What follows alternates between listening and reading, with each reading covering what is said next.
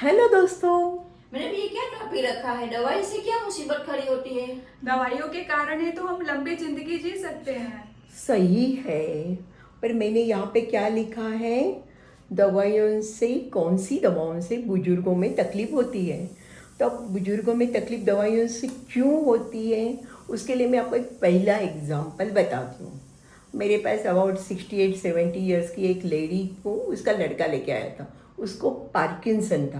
Parkinson आपको पता है, धुजारी की बीमारी, कड़क हो जाते हैं। तो वो बोले 7-8 साल से तो दवाइयाँ ले रही है, पर अभी 2 महीने से वो क्या बोलती है मालूम नहीं है। रात को लात भी मार देती है, बाजू में सोया कोई होगा उसको, और बड़बड़ाती रहती है। कुछ बोलते हैं तो सब भूल जाती है। हम क्या करें, समझ में नहीं आ रहा है। पहले तो घर में काम करती थी, अभी तो सब काम भी बंद कर दिया। कभी कभी तो चलने में बैलेंस भी जा रहा है। एक काम करो, पहले आपकी सब दवाइयाँ बताओ। तो उन्होंने दवाइयाँ बताई, तो उसमें से एक प्रेमिपेक्सोल थी, डोपागोनिस। तो मैंने बोला चलो अपन एक काम करते हैं, ये दवा बंद करते हैं। इसके कारण उनको खुद को आभास हो रहे हैं और रात को वो चिल्ला रहे हैं, उसके कारण वो मार रहे होंगे, रिएक्ट कर रहे हैं। फिर मैंने दूसरी गोली देखी, पेसिटेन। एक कॉमन यूज़ करते हैं हम लोग धुजारी के लिए, वो पार्किंसन में भी देते हैं। मैं क्या भैया, ये 2 गोली अपने को बंद करनी पड़ेगी। बोले 2 गोली बंद करोगे तो पेशेंट को धुजारी आ जाएगी। मैं क्या आपको दवाइयाँ एडजस्ट कर देती हूँ। 1 महीने के बाद में वो लोग आए। पेशेंट काफ़ी फर्क थी दवाइयाँ एडजस्ट करने के बाद में। वो बोले अभी तो चलती भी है, गार्डन में भी जाती है, नीचे घर में काम भी करती है, सब कुछ अच्छा है। तो इसलिए इस उम्र में खास करके दूसरी कोई बीमारियाँ हो तो दवाइयों से बहुत फ़र्क पड़ता है। जो दवाइयाँ रेगुलर ले रहे हो कभी, और वो भी कम ज़्यादा करनी पड़ती है। अब मैं खास करके पेसिटेन पर मैंने क्यों भार दिया, हम क्या कहते हैं कि जैसे उम्र बढ़ती है, दिमाग शायद थोड़ा छोटा हो जाता है, दिमाग के सेल्स थोड़े कम हो जाते हैं। इसका मतलब ये नहीं है हम सबको डिमेंशिया हो जाएगा या हम भूल जाएंगे, पर थोड़ा बहुत फर्क तो पड़ता ही है। तो ऐसे लोगों में अगर समझो सेल्स कम हो गई है, तो हमारे यहाँ पे एक हार्मोन होता है एसिटाइल कोलिन करके, वो हार्मोन भी कम हो जाता है। वो हार्मोन का काम क्या है? वो हमारी मेमोरी टिकाता है, हमारी cognitive and behavioural problem, judgment, सब में वो हेल्प करता है। और ये जो दवाइयों की मैंने लिस्ट लिखी है ना यहाँ पे, ये सभी दवाइयाँ का एंटी कोलिनर्जिक इफेक्ट है, यानी वो एसिटाइल कोलिन घटा देता है। तो इसलिए बोला पेसिटेन। पेसिटेन हम बहुत सारी चीज़ों में, बीमारियों में यूज़ करते हैं, धुजारी की बीमारी के लिए यूज़ करते हैं। पर मेरे पास कोई 75-80 ईयर्स का आएगा, वो बोलेगा थोड़ी सी ऐसे ऐसे धुजारी आती है, दवाइयाँ दो। मैं बोली यार दवाई के जगह पे तो ऐसे कर ले, ऐसे हाथ रखना और ऐसे करके दोनों हाथ से पकड़ के पी लेना, धुजरा ज़्यादा है तो। दवाइयाँ मत ले, दवाइयों से कोई नई मुसीबत आ जाती है। क्योंकि ये एंटीकोलिनर्जिक दवाओं से काफ़ी बार दूसरा प्रॉब्लम भी होता है, कभी पेशाब भी अटक जाता है। सो एक्चुअली ये दवा खास करके उम्र वाले लोगों में देते हैं तो ध्यान रखना पड़ता है। अब सिंपल, मेरे पास एक पेशेंट आया था 1 महीने पहले। तब वैसे तो उसको कोई प्रॉब्लम नहीं थी, वो 7-8 घंटे काम भी कर रहा था, हिसाब किताब सब कुछ परफेक्ट। पर घर वालों को लगा कि थोड़ी बिहेवियर चेंज हो रही है, पर बाकी ऐसे उसके रूटीन में कोई फर्क नहीं पड़ा था। और उसी पेशेंट के दामाद ने मेरे को फ़ोन करके बोला, मैडम हमारे को आज की अपॉइंटमेंट चाहिए अर्जेंट। मैं कि क्या हुआ, हम आने के बाद बात करते। सबके सब डरे हुए थे, पेशेंट के साथ में जितने आए थे। मैं कि क्या हुआ? बोले उनको बुखार आया कल। मैं कि फिर? तो बोले बुखार आने के बाद में सर्दी, खांसी, कफ था, वायरल लगा, हमने हमारी फैमिली डॉक्टर की दवाइयाँ दी है। पर रात भर बोले हम सब बैठे हैं, क्योंकि रात भर वो बड़बड़ा रहे हैं, कपड़ों में पेशाब हो रहा है, कुछ भी उल्टी पुल्टी बातें कर रहे हैं, कुछ समझ में नहीं आ रहा। हमें लगा बीमारी बढ़ गई। मैं क्या भैया, ऐसी डिमेंशिया एक दिन में नहीं बढ़ेगी, ये तो बुखार के कारण भी सिर्फ प्रॉब्लम हो गई होगी।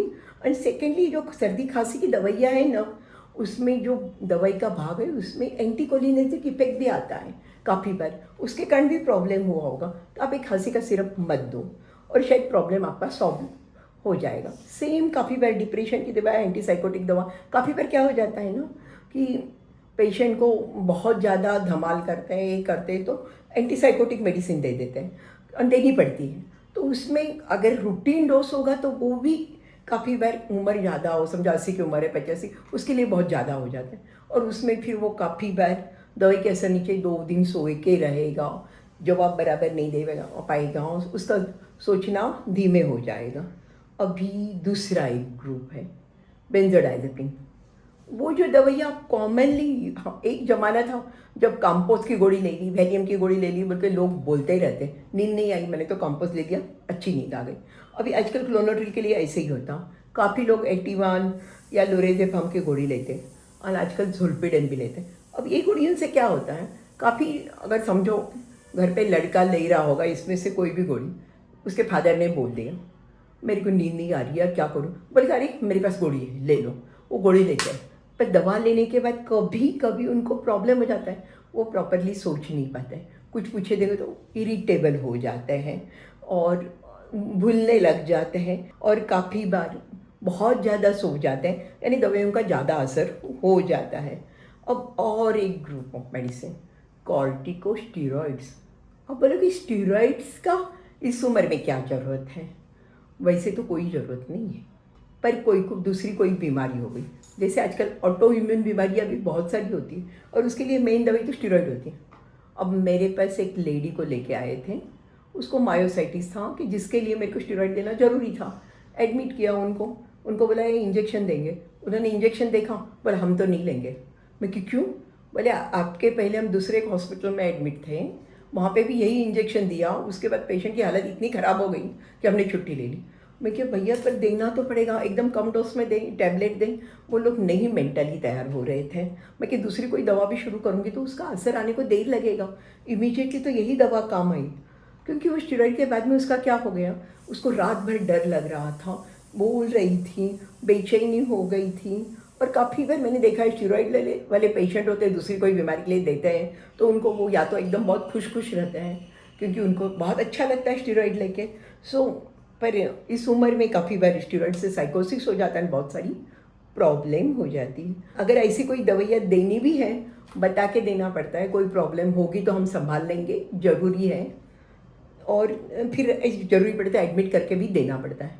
अब बीटा ब्लॉकर, आपको मालूम होगा इंडेराल बिंडेराल काफ़ी लोग घबराहट के लेते हैं, पर ई गोली से भी कभी क्या हो जाता है, ओल्ड एज में बहुत दिनों से आप बीटा ब्लॉकर लेते होंगे, खासकर एटेनॉल ग्रुप की कोई लेते रहे, और बाद में इस उम्र में काफ़ी बार उनके पल्स एकदम कम हो जाती है, इतनी कम हो जाती है कि पेशेंट खड़ा खड़ा गिरने लग जाता है, सिंकोपी ये वो, और उसका असर जाने को 3-4 दिन निकल जाते हैं। फिर दूसरी दवा ओपिड्स की तो वैसे मॉर्फिन तो कोई देंगे ही नहीं किसी को, पर दूसरी गोलियाँ ट्रेमाडोल कॉमनली यूज़ करते हैं, पर उसको वो किसी को उससे प्रॉब्लम हो जाती है, डिल्यूजन हो जाते हैं, नींद नहीं आती, बेचैनी होती है, रेस्टलेस हो जाते हैं।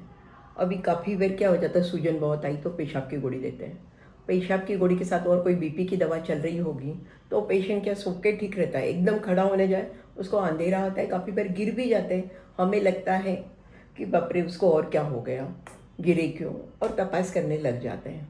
तो वो भी उनको ध्यान रखना पड़ता है कि ऐसे जब पेशेंट होते हैं, एल्डरली पेशेंट, उनको पेशाब की गोली और उसके साथ बीपी की दवाइयाँ चल रही है, अचानक नई दवा चालू की है, तो आप बीपी उनका खड़ा करके भी नापो और लेटा के भी नापो।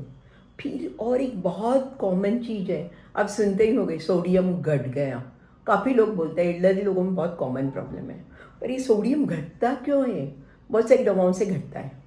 उससे ही काफ़ी बार क्या होता है, पेशेंट बार बार पेशाब को जाता रहता है, हमें लगता है, इसको घर वालों को लगता है पेशाब बराबर हो रहा है, पर एक्चुअली उसका पेशाब अटका हुआ रहता है, पेशाब में इन्फेक्शन हुआ रहता है, और बुखार आने के पहले हम उसकी ओर इतना ज़्यादा ध्यान नहीं देते हैं कि भाई शायद इन्फेक्शन कहाँ है, ढूंढते ही तब मालूम पड़ता है।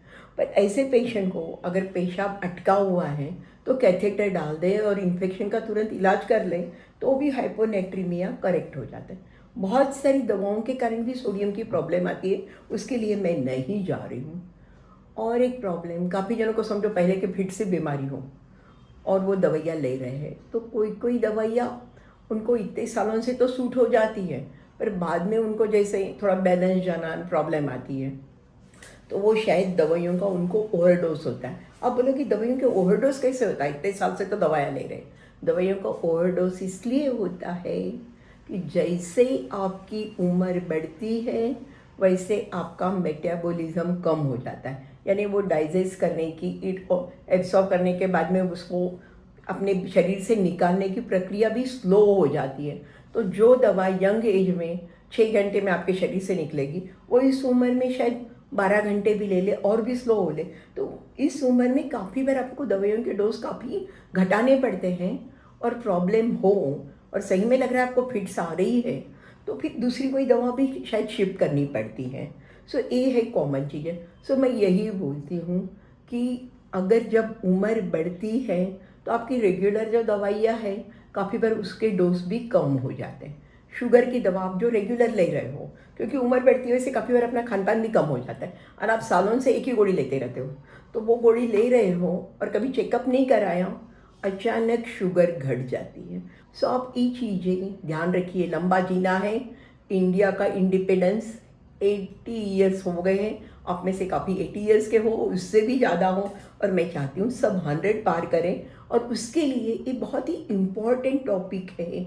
आप कोई भी नई दवा लेते हो, उससे कोई भी प्रॉब्लम होती है तो आप जाके तुरंत डॉक्टर को मिलिए। अपनी मर्जी से या किसी की सलाह देने से, भाई ये 2000 की गोली है मैं लेता हूँ तू भी ले ले, ऐसे मत कीजिए। और दवा की प्रॉब्लम हुई तो भी आपको डॉक्टर को मिलके वो दवाइयों के डोज कम ज़्यादा एडजस्ट कराने पड़ेंगे। So happy independence day. Thank you madam. Thank you.